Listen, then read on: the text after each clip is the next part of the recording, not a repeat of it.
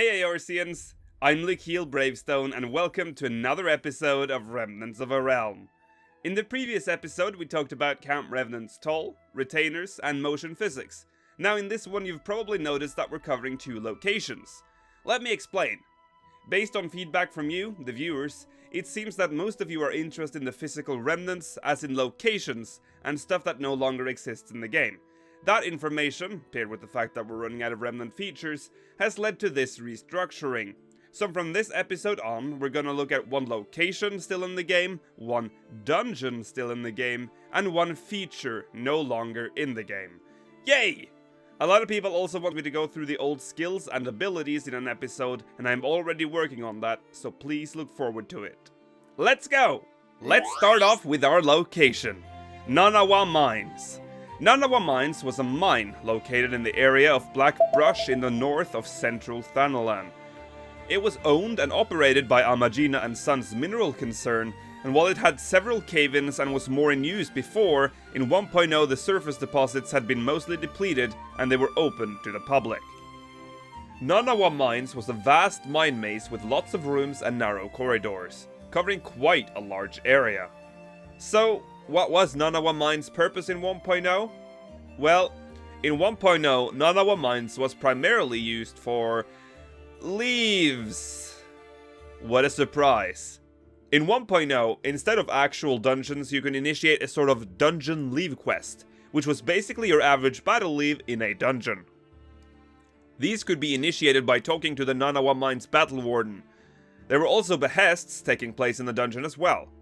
On a positive note, Nanawa Mines was not instanced, and thus could be accessed without any loading screens. Yay! Nanawa Mines also had several gathering nodes for fishing blindfish, crayfish, southern pike, and Veladina carp, as well as gathering nodes for mining iron ore, light kidney ore, silver ore, and stiper stone.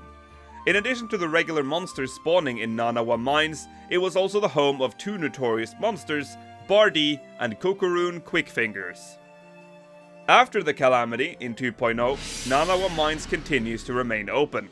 The outside of the mines look far more impressive with tall wooden scaffoldings everywhere, doors, mine carts, lalafels.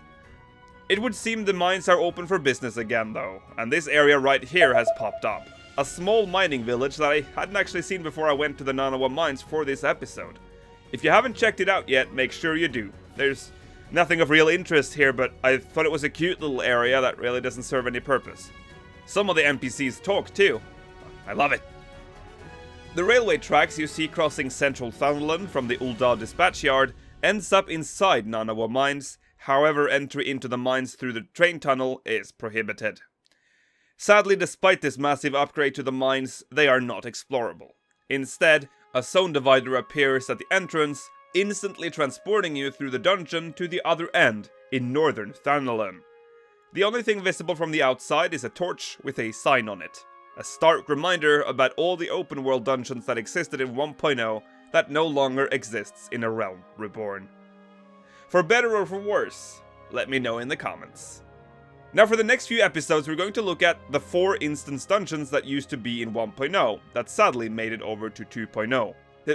Did I say sadly? I meant thank the 12 they made it! In today's episode, the 1000 Maws of Toto-rak. This dungeon was located in, trigger warning, the Black Shroud. More specifically, the South Shroud. The dungeon was a, hold on to your bum flaps, a 2-man dungeon or higher. Yes, you could do a dungeon with only 2 people. Those were the days. But you could enter with up to a light party of 4 if you so desired. The dungeon unlocked at level 25 and had a time limit of 1 hour. Inside Toto-rak, you would find jail cells and lots of Terraks.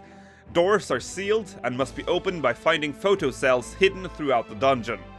Several dungeon loot chests were scattered throughout the dungeon, containing powerful level 30 plus gear. There were 3 bosses in this dungeon: Antares,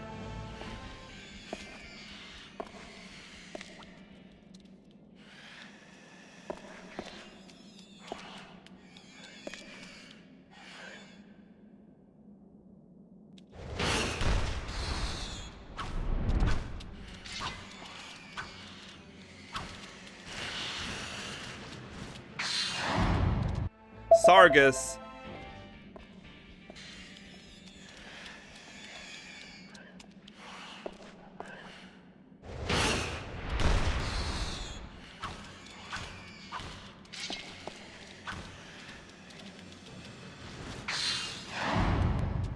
And Shaola.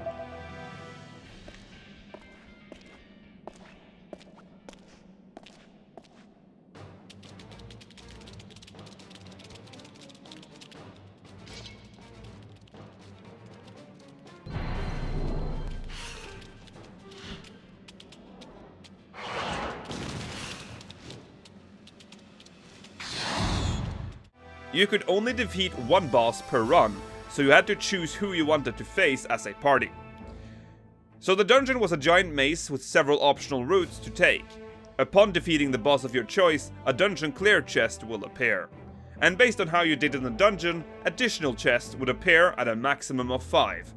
The condition for these chests were: defeat all mites in a certain area would drop a gladiator main hand or marauder main hand. Unlocking all gates would drop a lancer main arm or a archer main arm. The third chest is the boss chest, dropping when the boss has been killed.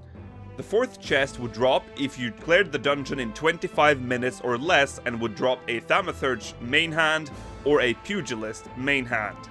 The fifth chest would drop if you opened all the 6 normal chests in the dungeon and would drop a conjurer main hand or a gladiator shield. After the calamity, Toto-rak underwent massive changes, now requiring a light party of 4 at all times, no exception. Many of the dungeon's original tunnels are gone, collapsed. Some still remain, but these do not lead anywhere or leads to the same location as the other path. This was of course to better streamline the dungeon and make it faster to complete. As 1.0 only had 4 instance dungeons, it made sense to have longer and more time-consuming dungeons, but with 2.0's myriad of dungeons, it didn't fit all that well.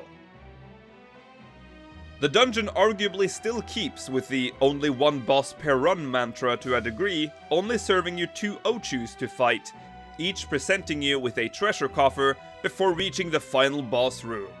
And lo and behold, the final boss. Sadly, not any of the original ones. Guess they died in the calamity, poor things. So for everyone out there that didn't play 1.0, think about this the next time you're running Toto-rak. You're literally inside a part of the original 1.0 dungeon design. Take a look at where the chest spawns when you beat the last boss. It's not centered, is it? Nope, because it's supposed to have other chests spawning right next to it. But sadly they never will. Anyway, let's move on to the feature no longer in the game.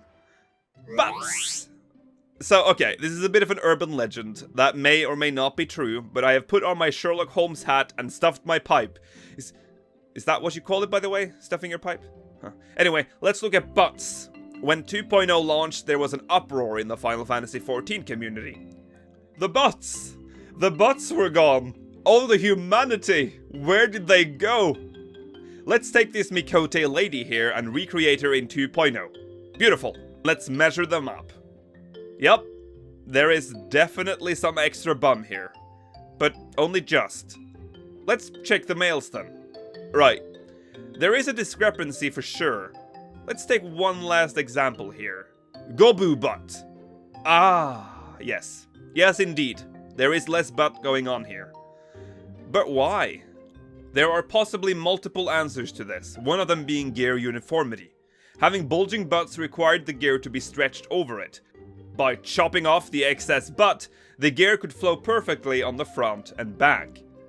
The game also transitioned into a new game engine that, perhaps due to optimization, had to limit the amount of butt. Go away, goddammit! However, with one butt lost, we gained a boob. Well, we gained jiggle physics. In 1.0 there was no boob physics, the boobs were made of stone. And now they're, well, not. What is this episode? Anyway, looking at the measurements, there is grounds to say that 1.0 had bigger butts, but as you can see, it's not significant at all. Enjoy your jiggly boobies instead. I can't believe I made an episode with this as a topic. Anyway, that's it for this episode of Remnants of a Realm. Thank you so much for watching. I hope you had a great time. If you did, please leave a like and subscribe if you want more. I'll be back next week with another time-bending episode of Remnants of a Realm, and in a few weeks, you'll start hearing news about Chronicles of a Realm and the return of the fall and rise of Final Fantasy XIV. May you ever walk in the light of the crystal.